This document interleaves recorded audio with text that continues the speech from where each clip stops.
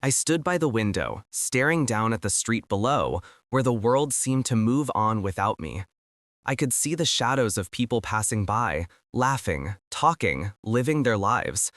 Yet I felt frozen in time, trapped in a moment I couldn't escape. What have I done? I whispered to myself, rubbing my temples in frustration. In the days following the will reading, a gnawing feeling settled deep in my stomach. My son, Ethan, was wrapped in an anxious silence, and my world had suddenly twisted into a dizzying spiral of betrayal. "She's your family now," he'd said, a plea lurking behind his words, as if accepting a new normal was somehow the only option left for me. That phrase echoed through my mind, taunting me with the idea of acceptance amidst broken trust. I thought of Lauren, my daughter-in-law, the woman who had once made me feel that our family was complete. But buried beneath her charming smile, I felt there was something darker lurking. My intuition screamed that she was hiding something. My heart raced as I considered the possibility of betrayal. Could it really be true? Driven by my uneasy thoughts, I decided to take matters into my own hands. I installed a hidden camera in the corner of the living room, shrouded in shadows. My pulse quickened as I thought of what I might uncover. On Tuesdays, I noticed Lauren would come over often, her visits marked by a predictable rhythm. She'd arrive just after lunch and leave before dinner. Each week, curiosity morphed into dread as I waited for those hours to stretch on, filled with uncertainty. I needed answers, whatever they might be. The first time I reviewed the footage, my hands trembled. Lauren entered the apartment with a nonchalant air, her laughter bouncing off the walls as though she owned the place. But it wasn't the laughter that caught my attention. It was the envelope she placed on the coffee table, its edges crisp and clean against the worn wood. I leaned closer to the screen, straining to catch a glimpse of the contents, but she covered it with a casual wave of her hand. The moment she left, I darted toward the table, only to find the envelope gone. It was then that the truth began to take shape, a flicker of realization igniting a fire of suspicion within me. What was in that envelope? I felt the weight of betrayal tighten around my throat as I replayed the scene in my mind. I spent the next few days observing every detail, analyzing every second of footage. It was an obsession, yes, but it anchored me amid the chaos. I resolved to confront Mark, my husband, and share what I had uncovered, but the words caught in my throat when I faced him. I wanted to scream, to throw the evidence at his feet and demand answers. Instead, I found myself whispering, "Why are you allowing this to happen?" Mark looked bewildered for a moment, then guilt washed over his features. "What do you mean, Olivia?" he asked, his brow furrowed. "What's wrong?" I couldn't meet his eyes, feeling like a stranger in my own home. "I think Lauren is hiding something from me," I said finally, the words barely escaping my lips. "I need to know what's going on." He hesitated, a flicker of something, regret, flashing across his face. But instead of reassurance, he turned away, diving into his work, burying himself in emails and distractions. I felt invisible, a ghost haunting the very foundation of our life together. Weeks passed, and my resolve deepened as I uncovered more evidence. After countless hours of footage, I noticed patterns, late-night texts, secretive calls. I documented everything, my files stacked high, each paper carrying the weight of my suspicions. I had grown beyond mere suspicion. I was determined to reclaim my life. With each revelation, a sense of control emerged, replacing the insecurity I had lived with for so long. I felt empowered to challenge the narrative they had written without me. I confided in my dearest friend, Claire, who listened attentively as I spilled my fears and frustrations. "You're worth more than this, Olivia," she said firmly. "You can't let them manipulate your life." Her words echoed in my mind as I took the next step, changing the locks on our apartment. The sound of the deadbolt clicking into place resonated deep within me. It was a small act, but it symbolized a resurgence of control. I stood in the center of my dimly lit living room, the hum of the air conditioner filling the silence as I replayed the footage from the hidden camera for what felt like the 100th time. My heart raced, each flicker of the screen a confirmation of the turmoil swirling within me. Lauren had entered my home again that Tuesday afternoon, and I felt the weight of both my suspicions and my resolve growing heavier. As the video rolled, I watched her glide through the door, casual and composed, like a thief in a house that wasn't hers. It was baffling how someone could walk into my life, my home, under such false pretenses. With every moment that passed on screen, I felt a tightening grip on my stomach as she slid a small envelope from her purse onto the table. My eyes narrowed. What was in that envelope, and why did it disappear? I couldn't shake off the feeling that I was unearthing something sinister. Was it a confession? A secret meeting? My pulse quickened as I reached the part where she picked up the envelope, glancing around nervously before leaving as swiftly as she had come. I had seen this happen before, but now I felt more than just a bystander. I was becoming a player in my own life again. Olivia? Mark's voice sliced through my thoughts. He stood in the doorway, a shadow that darkened my moment of clarity. What are you doing? I paused the playback and turned to face him. I know about Lauren's visits, Mark. A flicker of surprise darted across his face before it was replaced by a mask of concern. What do you mean? She comes over to help. No, I interrupted, my voice firmer than I intended. She's not just helping. There's something else going on. Mark stepped closer, his brow furrowing with confusion. You're being paranoid. I promise there's nothing to… Just listen to me. I saw her. I have the proof. I gestured toward the screen, where Lauren's smiling face appeared. She's not here to help. She's here to take. You can't actually believe that. Mark's tone had shifted, a hint of irritation seeping through. You're jumping to conclusions. No, Mark, I'm not. I took a deep breath, gathering my resolve. I want you to be honest with me. What is your relationship with her? His eyes hardened. This is ridiculous, Olivia. You're letting your insecurities run wild. Insecurities? I shot back, anger flaring. You don't get to diminish my feelings. You've been distant, and now I see why. It's Lauren. His silence was deafening, a crack in the wall of our conversation. I can't believe you'd accuse me of… Accuse? You're avoiding the truth, I exclaimed. I deserve to know what's going on in my own home. Olivia, let's just sit down and talk this through, he finally suggested, his tone softening just a fraction. But I wasn't in the mood for talking anymore. I was done feeling powerless, done being the woman who lived in suspicion and doubt. I want you to leave, I declared, my voice steady. Leave? His brows shot up in disbelief. This is my home too. Not anymore, I shot back, surprising myself with my own ferocity. I could feel the control surging within me. Mark's expression shifted as shock flickered across his face. You're serious? I am. I'm changing the locks. I don't want you and your secrets in my life any longer. The words tasted bitter, yet strangely liberating. I watched as Mark's expression twisted between anger and pleading, but I didn't waver. Olivia, please think this through. No. I turned my back on him and walked to the kitchen, my heart racing. I needed to resolve this feeling of being on shaky ground. I could no longer allow him, or Lauren, to dictate my emotions. Later that evening, I sat on my couch, grappling with what I had done. The decision to change the locks felt monumental. I was regaining power in my life, yet a gnawing uncertainty crept in. Was I really ready for this fight? After changing the locks, I felt a rush of adrenaline mixed with fear. The chaos of the last few weeks swirled around me like a storm, but I finally had a flicker of control. I stood in the living room, the scent of fresh paint still lingering from my last-minute redecorating efforts.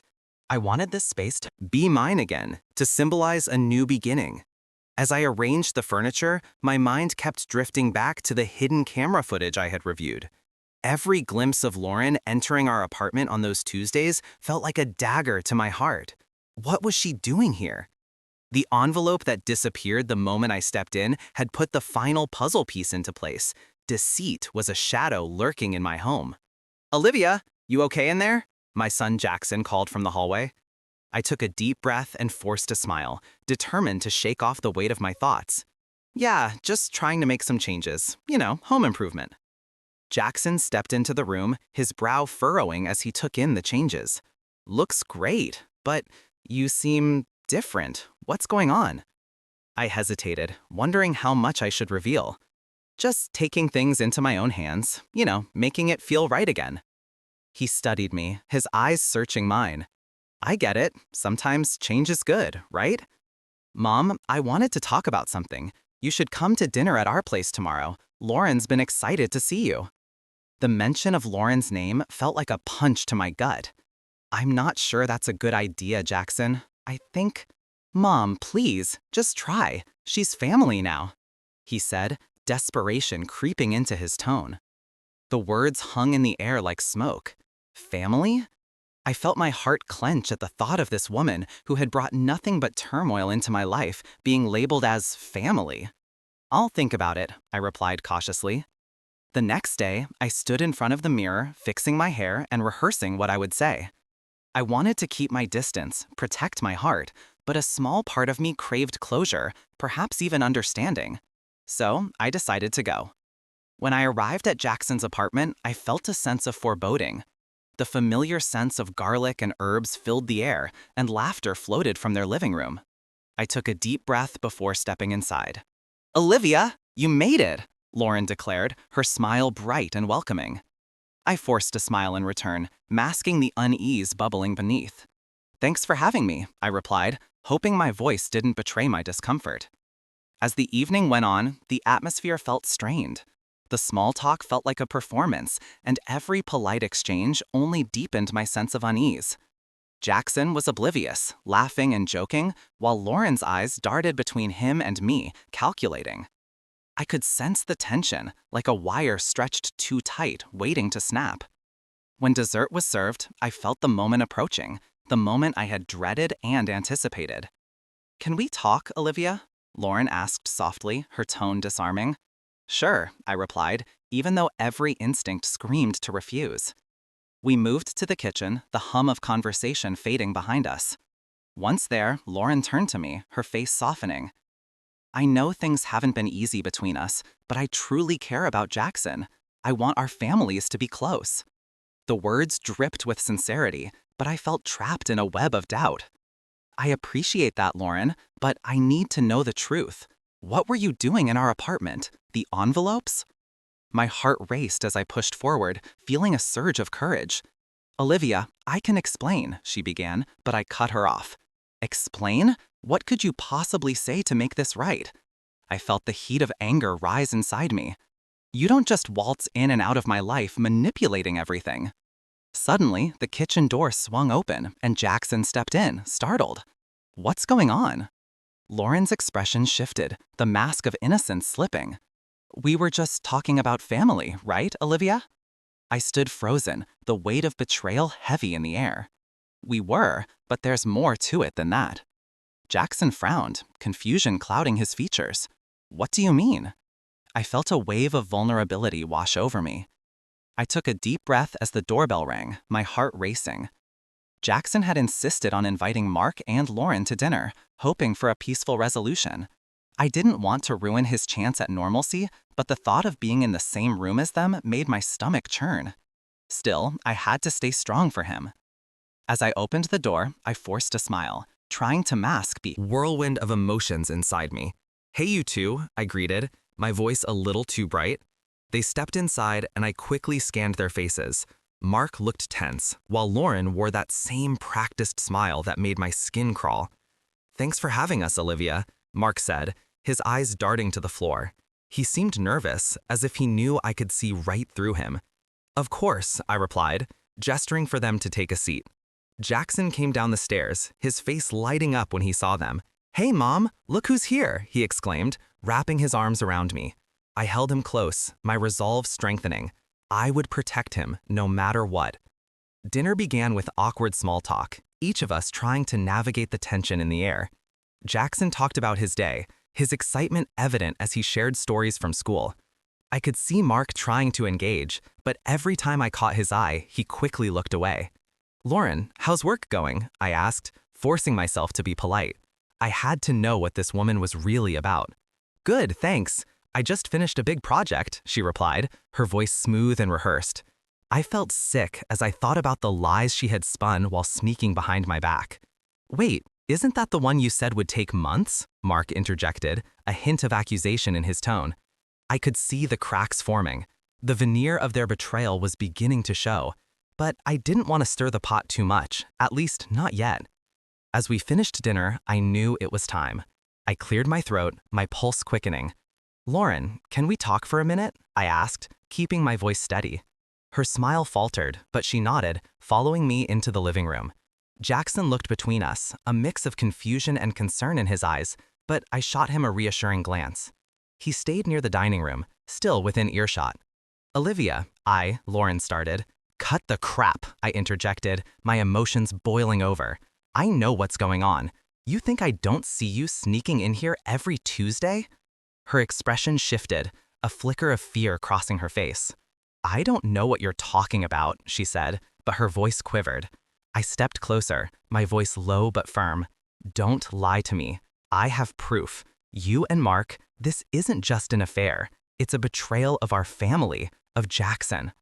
At that moment, Jackson walked in, drawn by our raised voices. "Mom, what's happening?" He looked between us, sensing the tension. "Jackson, it's okay, just a grown-up conversation," I said, forcing a smile that felt foreign on my lips.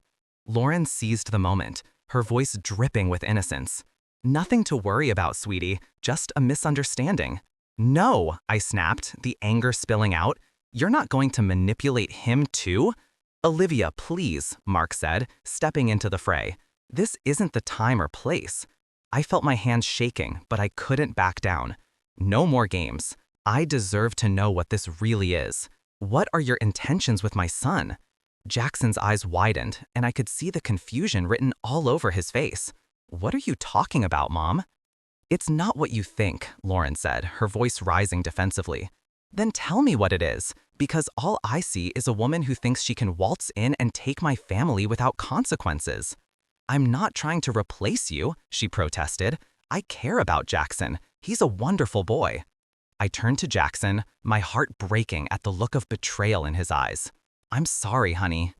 As the tension from the confrontation hung in the air, I took a deep breath, feeling the weight of betrayal pressing down on my chest. Jackson sat there, his confusion evident, while Lauren's expression morphed into one of defiance. I could hear the clock ticking loudly in the silence, amplifying my racing heart. "Mom, let's just talk about this," Jackson said, his voice laced with concern. But I wasn't ready to back down, not when everything I held dear was at stake. "Talk," I snapped, my voice sharper than I intended. "Do you think there's anything left to talk about after everything I've seen? I can't believe you invited her here tonight, Jackson. She's been lying to us all." "Lying? About what?" Lauren chimed in, feigning innocence. I could see the way her fingers fidgeted under the table, a tell I remembered from my days parsing through poker faces.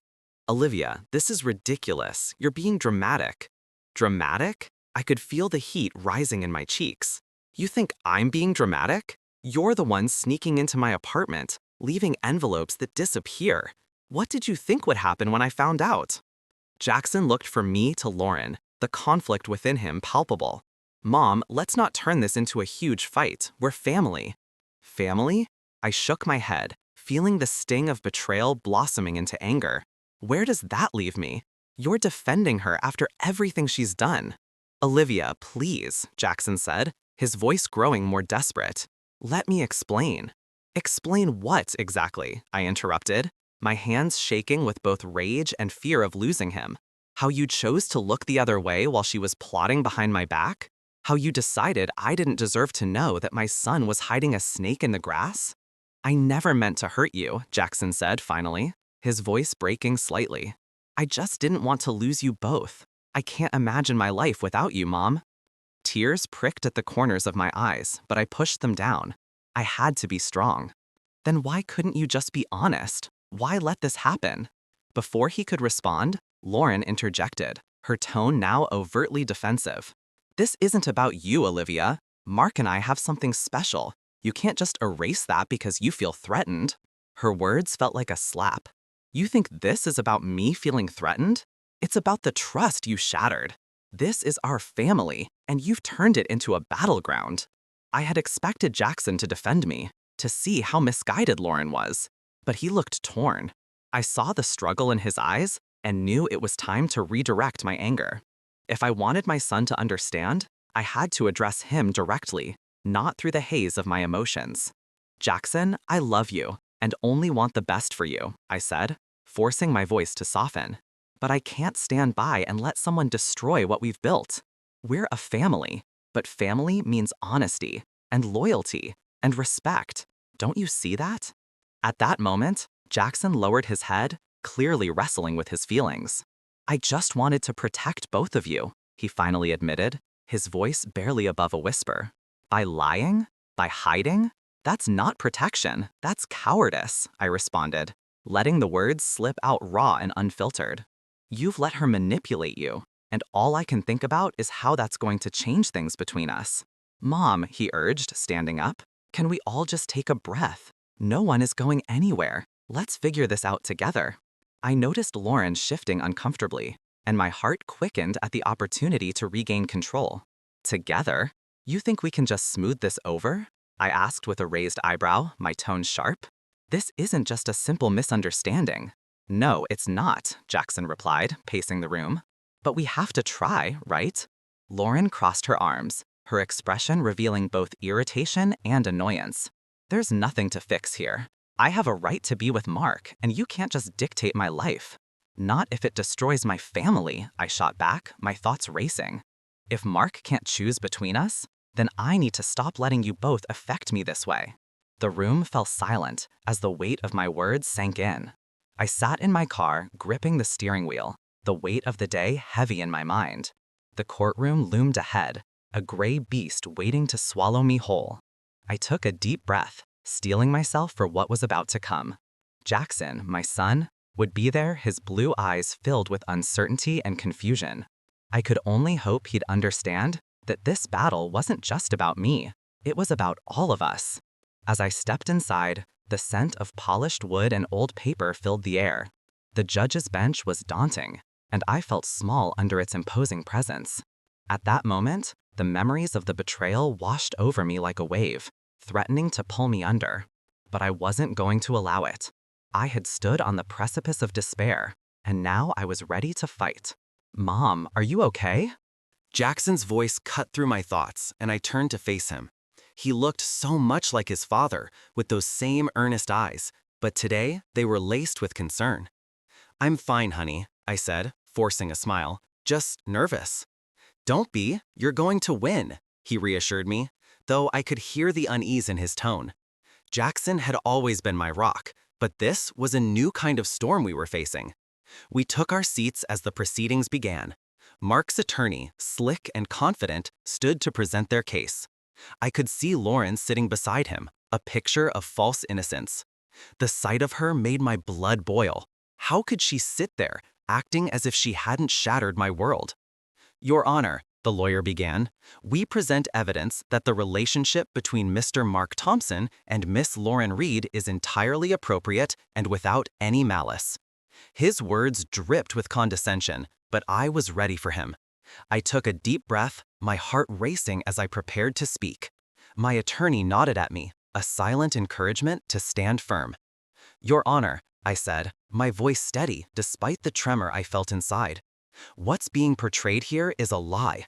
I have evidence of collusion and manipulation that has torn my family apart." Mark shifted uncomfortably in his seat, and I relished the moment. His facade was crumbling, and I was ready to expose the truth. I stood and pulled out the files I had painstakingly collected, evidence of his betrayal and Lauren's deceit. Pictures, emails, and the damning video I'd captured. It was all there. With each piece of evidence I presented, the atmosphere in the courtroom shifted. I could feel the weight of judgment bearing down on Mark and Lauren, the truth finally illuminating their dark corners. I recounted the day I'd installed the hidden camera, the moment I'd caught them together, and the feeling of betrayal that had seeped into my bones. "Mom, please don't do this," Jackson whispered, but I shook my head. He needed to see this. He had to know the truth, no matter how painful it was. "I have fought for our family, Jackson," I said, my voice rising. "I deserve to stand my ground, and so do you. This isn't just about me, it's about our future." Mark's lawyer tried to undermine my credibility, but I pressed on. "I'm not here to tear anyone down. I'm here to protect what's rightfully mine. Our home, our life, All of it has been tainted by their betrayal, and I won't let that stand. Finally, the judge, an older woman with sharp eyes and a stern demeanor, interjected.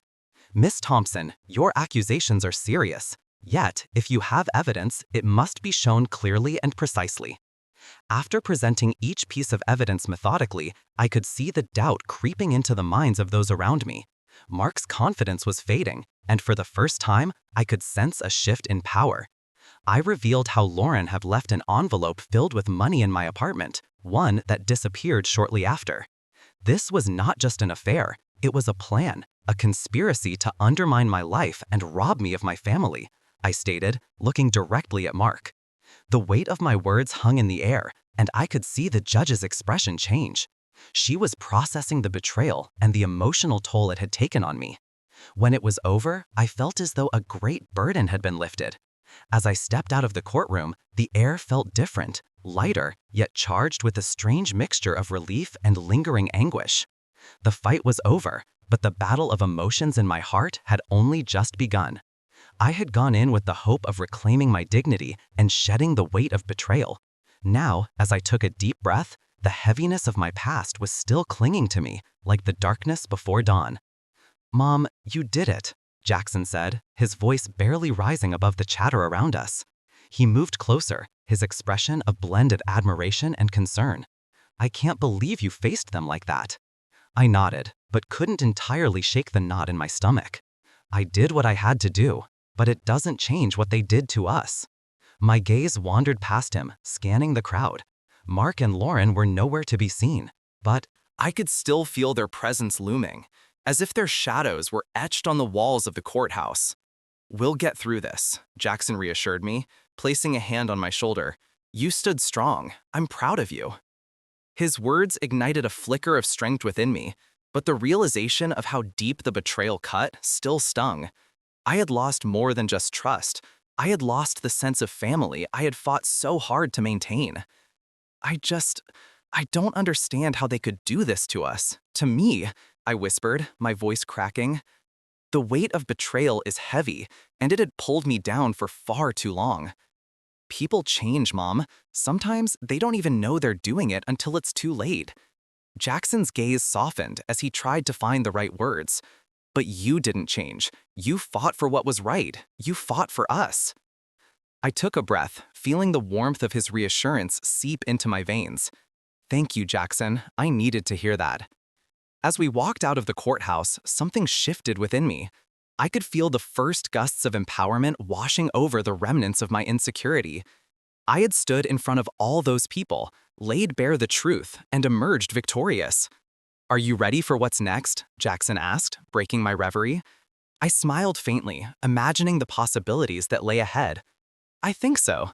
I need to find my way again, and I want to help others who've been through similar situations. He nodded, a sense of pride lighting up his face. That sounds amazing. You know, you could start a support group or something. You have so much to share that could help others. I considered his words, the idea blooming in my mind. Yes, a support group could be a start. We could create a safe space for women to talk about their experiences. No one should have to feel as alone as I did. As we made our way to the parking lot, I noticed a flicker of movement out of the corner of my eye. It was Lauren, standing by a nearby lamppost, staring at me with an expression I could barely interpret. Anger, perhaps, or regret? I turned my head, unwilling to engage in another confrontation. Forget her, Mom, Jackson said, as if reading my mind. You've got bigger things to focus on now. I exhaled, feeling the walls of my world begin to collapse around the toxic echoes of my past. You're right, it's time to focus on the future.